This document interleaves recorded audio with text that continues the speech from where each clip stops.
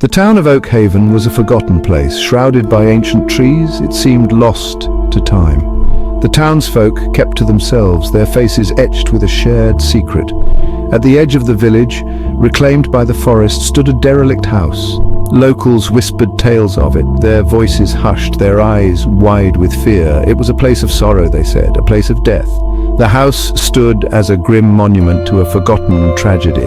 Its windows, like empty eyes, stared out blankly. The paint peeled, revealing the rotting timber beneath. The air around it felt heavy, burdened with unspoken grief. The house was more than just a ruin.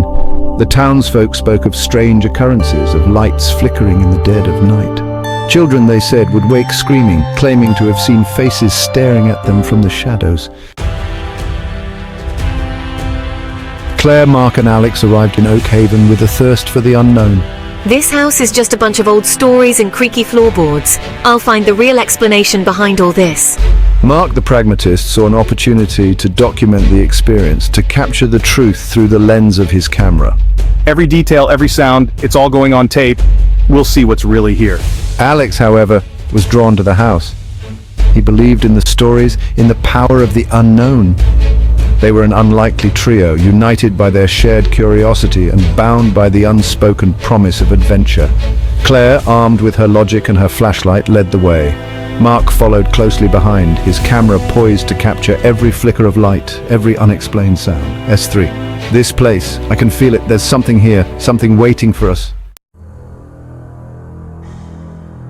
As dusk descended, they stood before the house. The setting sun cast long, eerie shadows across the overgrown lawn. The air grew colder, as if the house itself was drawing the warmth from their bodies. The silence was broken only by the rustling of leaves and the distant caw of a crow. With a deep breath, Claire reached for the doorknob. It was cold and damp to the touch, as if the house itself was recoiling from their presence. The door creaked open, revealing a cavernous darkness within. The smell hit them first, a musty, oppressive odor of decay and neglect, laced with something faintly sweet and unsettling. As they stepped inside, the house seemed to close in around them. The air grew thick with anticipation, every creak of the floorboards, every sigh of the wind through the broken windows, setting their nerves on edge. The house was a labyrinth of darkened hallways and shadowy rooms. They moved cautiously, their footsteps echoing through the emptiness. The air grew heavy with the weight of unseen eyes, the feeling of being watched. The temperature dropped dramatically in certain areas, sending shivers down their spines. Unexplained noises punctuated the silence, a floorboard creaking above, a muffled thud from the depths of the house. It's just the wind, or maybe the house settling. There's nothing to be afraid of. Then came the whispers. Faint at first, barely audible, like the rustling of silk dresses. They seemed to emanate from the very walls themselves, swirling around them, carrying fragments of conversations, snatches of mournful cries. Did you hear that? It's like voices, but where are they coming from? Claire tried to rationalize the sounds, attributing them to the wind whistling through the broken windows, but deep down, a primal fear began to take root. The whispers grew louder, more insistent as they ventured deeper into the house. They spoke of pain, of loss, of a darkness that clung to the house like a shroud. This is it. This is what we've been looking for. In a dusty attic room, illuminated only by a single ray of moonlight, they found an old journal. Its leather cover was cracked and faded, the pages brittle with age. The journal belonged to a family who had lived in the house generations ago. As they began to read, the house seemed to fall silent, the whispers receding into the shadows as if listening intently to the unfolding tale. The journal entries painted a chilling picture of the house's past. There were tales of strange illnesses, of accidents that seemed to defy explanation. Children had died within these walls, their laughter silenced, their presence lingering like a haunting melody. The family had been plagued by misfortune, their lives unraveling thread by thread until only silence and sorrow remained. The final entry, scrawled in a shaky hand, spoke of a darkness that had descended upon the house, a malevolent force that whispered in the shadows and preyed upon their sanity. As Claire closed the journal, she couldn't shake the feeling that they were not alone, that the family's suffering was now etched into the very fabric of the house. The discovery of the journal cast a pall over their exploration. The house, already unsettling, now felt oppressive, its silence heavy with unspoken sorrow. The whispers returned, louder than before, echoing through the darkened hallways, their words a chilling reminder of the tragedy that had unfolded within these walls. As they ventured further into the house, the paranormal activity intensified.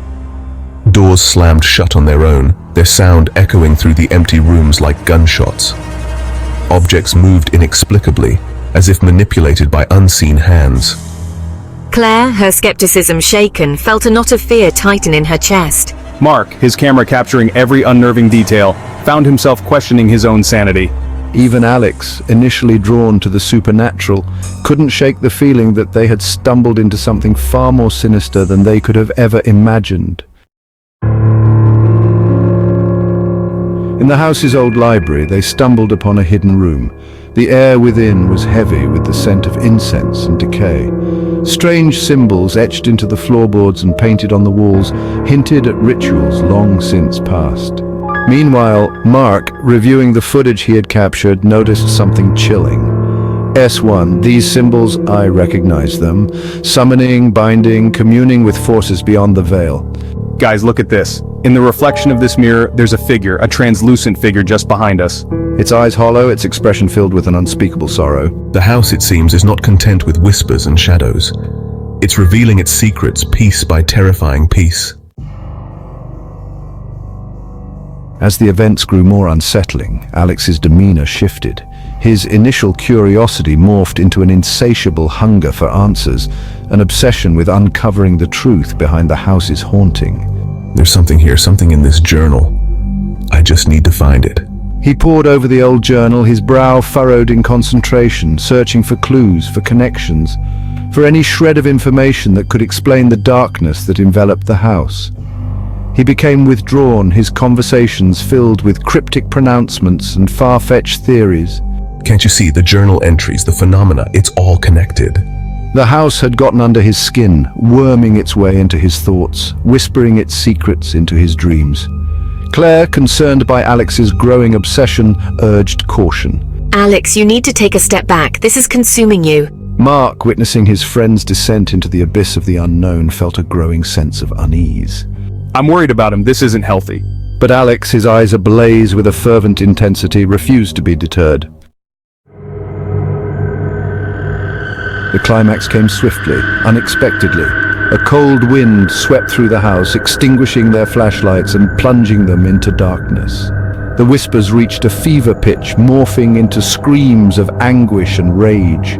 And then they saw her. Marc, hurry. We need to get out of here. Narrator. Furniture rattled, paintings fell from the walls, and the air crackled with an unseen energy. They scrambled back, stumbling through the darkened hallways, the girls' chilling laughter echoing behind them. S4, betrayal, a broken promise, darkness that consumed my soul. Narrator, a young girl, her eyes glowing with an unnatural light, materialized in the center of the room. She was a specter of sadness and fury, her voice a chilling lament that echoed through the house. S2, oh my god, do you see that? They burst out of the house and into the cool night air, gasping for breath, their lungs burning, their minds reeling. As they stumbled away from the house, the front door swung shut with a deafening thud, as if the house itself was slamming the door on their escape. They turned to see Alex standing in the doorway, his face illuminated by an eerie internal light. The revelation hung in the air, heavy with unspoken grief and the chilling realization of the truth. Alex had found his answers, but at what cost? He stood there for a moment longer, his gaze fixed on something only he could see, then turned and walked back into the house, the door closing silently behind him. S3, it's my sister. The ghost, it's my sister Amelia. Claire, did you hear that? His sister? Claire and Marc exchanged a look of horror and understanding. They knew then that some secrets are best left buried, some doors best left unopened.